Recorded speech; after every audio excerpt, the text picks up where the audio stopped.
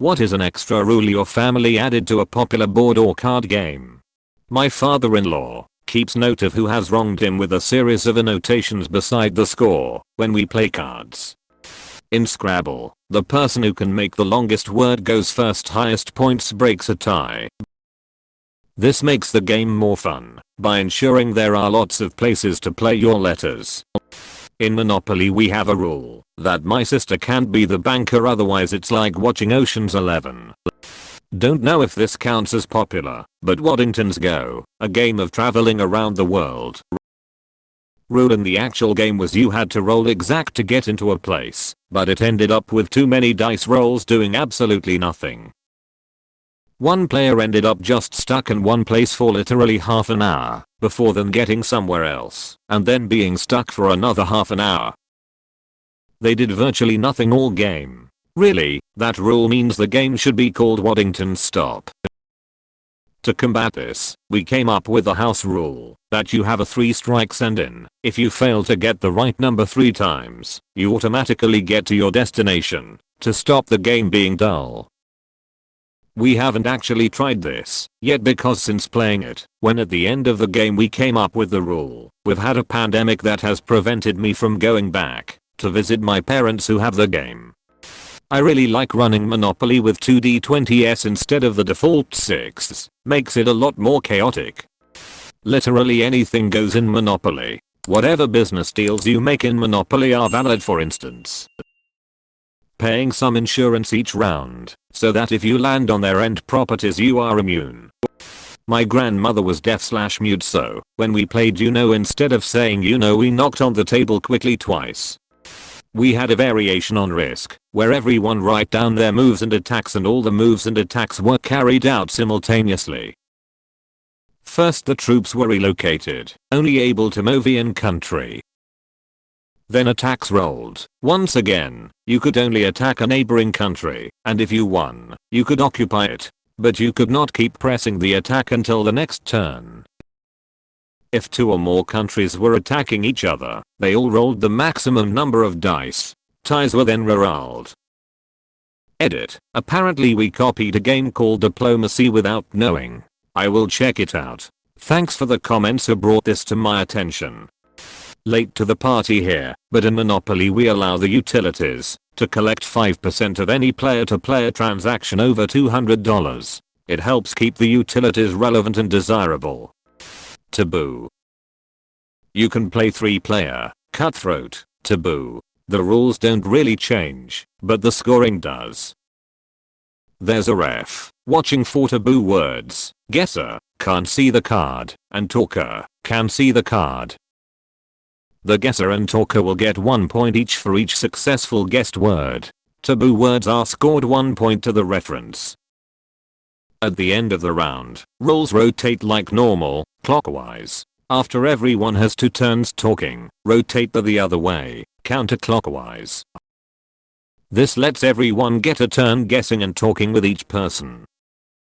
I prefer this way because you don't get stuck on a winning or losing team. Everyone plays with everyone, and there's never a 4th person out. In every coop game, pandemic, castle panic, whatever, there is usually someone who tries to tell everyone what to do. I can accidentally be this person, so I implemented the right-hand man rule. If the person whose turn it is wants advice, if they can only get it from the person on their right, nobody else can say anything. Makes things way more enjoyable. Rule for my kids with all board games. Winner cleans up, loser or lowest score picks next game, tantrums/rage quitting gets you banned from the next game session altogether. Thank you for the award, kind Redditor. In high school, my group of friends loved to play Clue. Unfortunately we found the game got a bit stale after a few nights of playing. So, we actually designed our own board extension containing additional rooms, and created new cards for extra weapons and characters, so it was more challenging to determine who the killer was.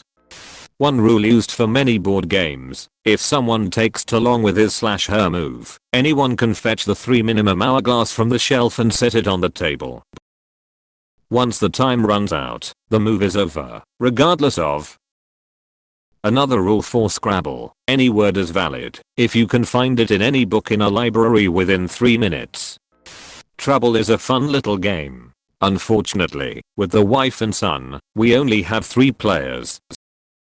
4 players makes it even more fun, so we have a 4th player we call Bob.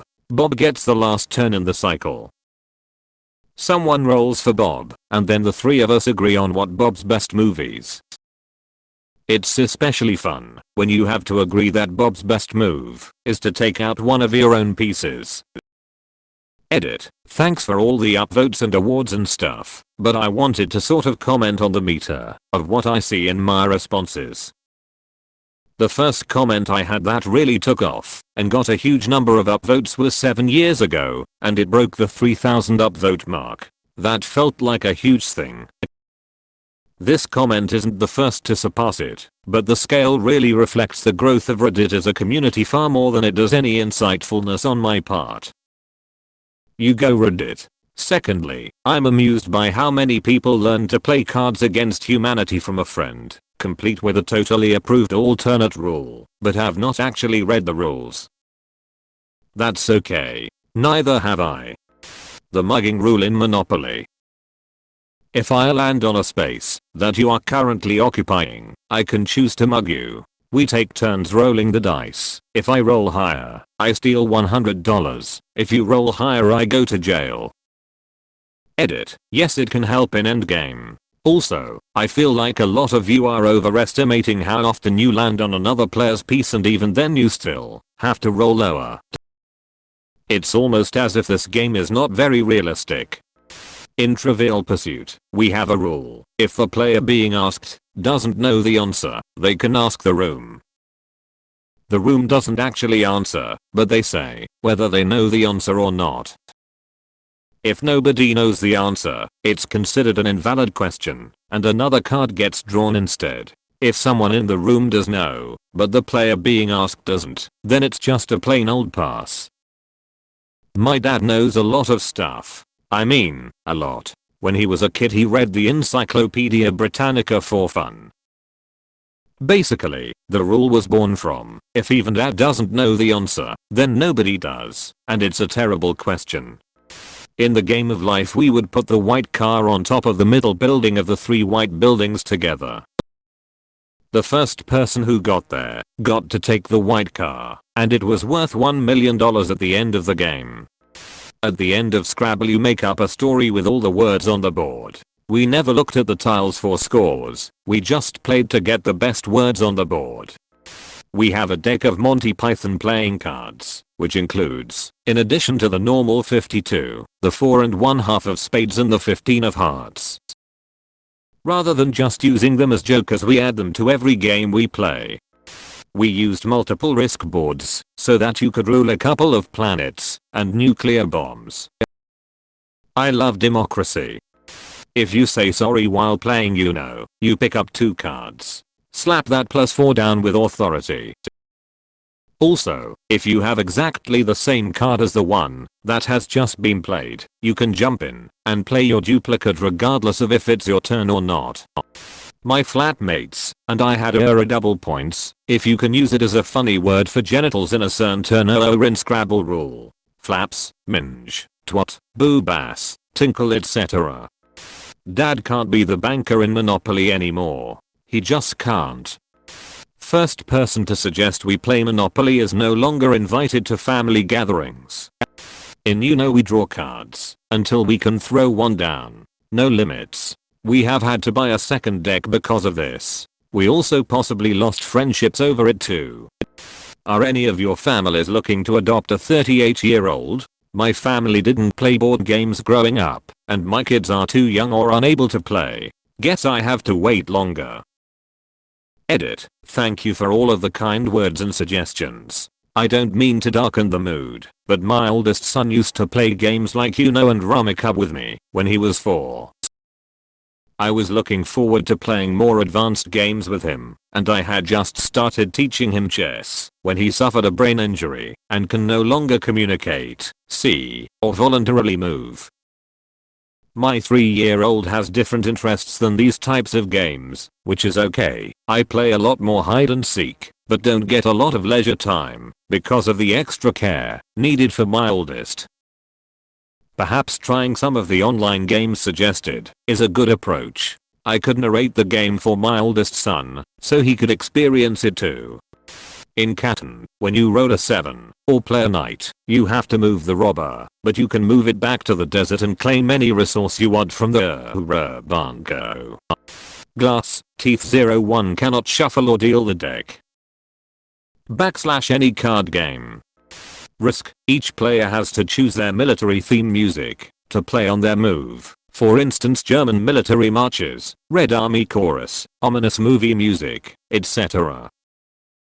All moves must end with the attacker saying these concludes my territorial demands. As if you were a warlord facing a cowering princeling.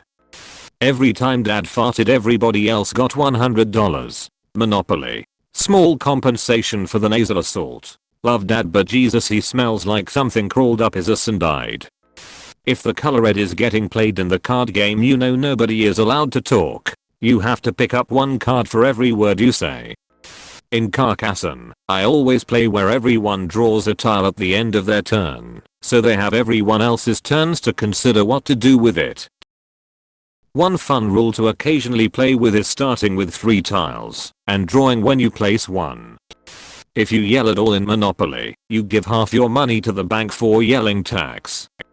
Phase 10. After a person has laid down, if their set has any wilds, other members are allowed to take the wilds, as long as they provide the card the wild was representing.